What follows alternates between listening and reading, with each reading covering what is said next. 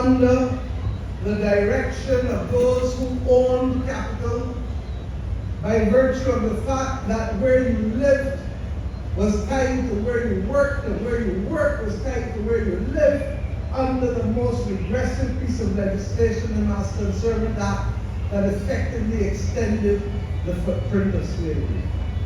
But today we don't have the problems that they have.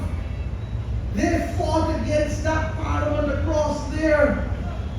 They had to suffer the consequences of legislation that oppressed them. They had to watch us till the plane was taken out to sea, simply for fighting for wanting a better life for them. There were bakers who were locked in their bakeries and could not come out all night before 5 and 6 o'clock in the morning, not knowing what it is to exercise the freedom that we take for granted today. I remind us of these things because the challenges that we face today are within our control to make that difference. It is within our control how we raise our children.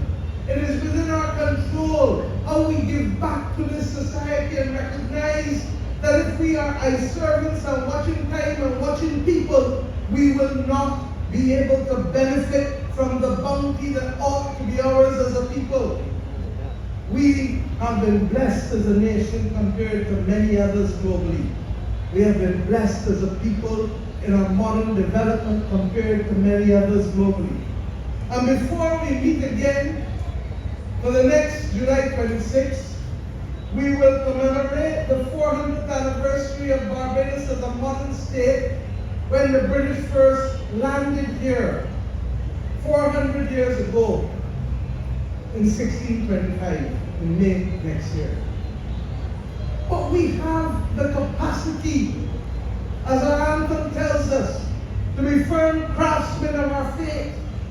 And we have the capacity, as Marcus Garvey told us, to ensure that none but ourselves can control our mind. And if we therefore use our mind to make the choices that we need to make, then we can have a fair and just and caring society, recognizing that we may not be able to do it on our own in a globally interconnected world, but we can do enough to continue not only the thought leadership, to continue not only the influences of our example to others, but to continue to recognize that we can use our creativity and our strong sense of identity as Barbadians to do that which others did before.